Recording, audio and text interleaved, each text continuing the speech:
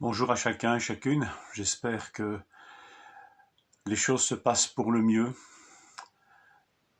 Sachez que nous pensons à vous et nous demandons que le Seigneur vous fortifie et vous encourage dans ces temps particuliers.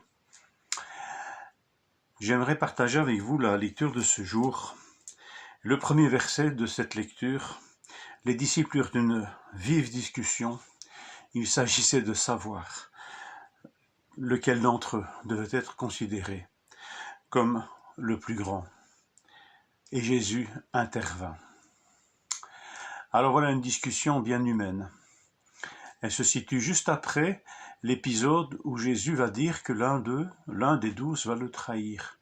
Et où tous se regardant finalement les uns les autres, on imagine la scène, se demandent « mais est-ce moi ? Sera-ce moi ? Est-ce que ce sera moi qui livrerai le Seigneur ?» Et puis juste après cela, sans transition, cette discussion très humaine de savoir qui est le plus grand. Alors, deux petites réflexions.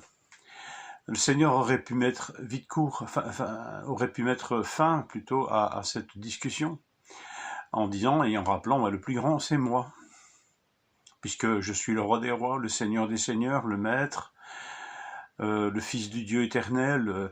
Enfin voilà, Jésus aurait pu clore la discussion tellement rapidement. Le plus grand c'est moi et ne voudrait casser de rien d'autre. Mais ça n'aurait pas résolu le problème.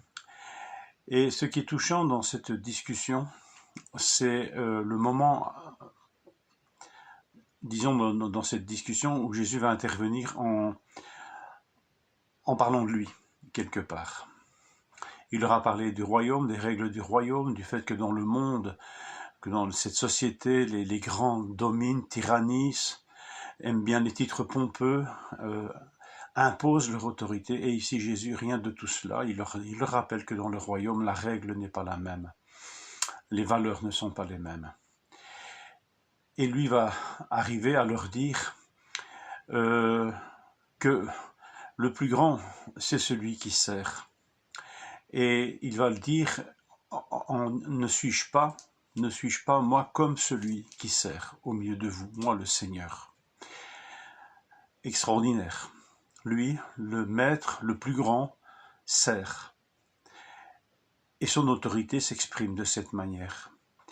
Alors, c'est pas ici un piège, hein. Donc alors on va essayer d'être le plus grand des serviteurs. Alors, à nouveau, nous les hommes, on serait capables de malmener cet incroyable enseignement que Jésus est en train de nous donner. Alors on ferait la course pour savoir qui est le plus grand des serviteurs, se disant que si c'est ça le prix pour exercer le pouvoir, eh bien alors demandons-nous entre nous qui est le plus grand des serviteurs parmi nous. Voilà, on est toujours capable de pervertir tout ce que le Seigneur nous raconte.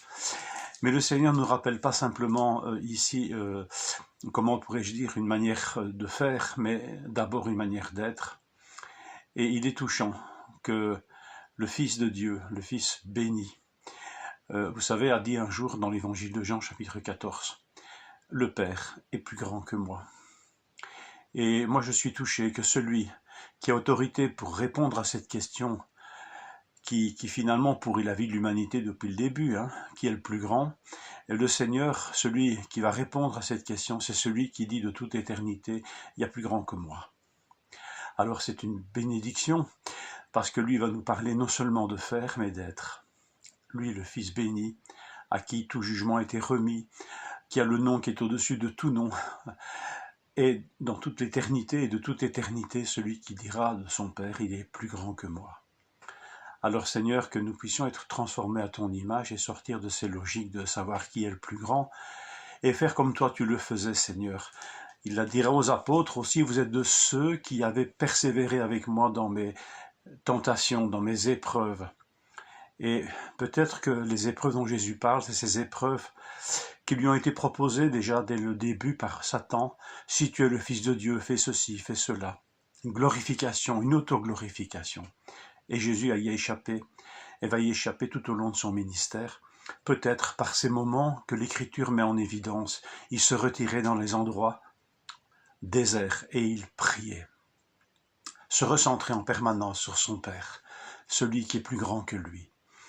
Et bien que nous puissions faire pareil, que nous côtoyions le Fils de Dieu béni, qui lui va toujours nous dire « il y a plus grand que moi ».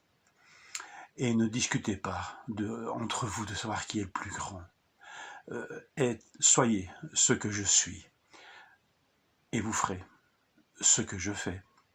Que le Seigneur vous bénisse, et qu'en ces temps, il nous travaille profondément afin que nous soyons à son image, nous réjouissant qu'il y a plus grand que nous, le Père éternel, béni soit-il, le Seigneur Jésus-Christ, celui qui sert et qui pourtant est plus grand que tout.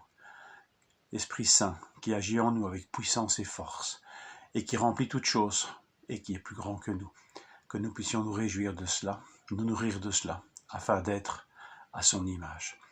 Que le Seigneur vous bénisse et vous fortifie en cette journée. Amen.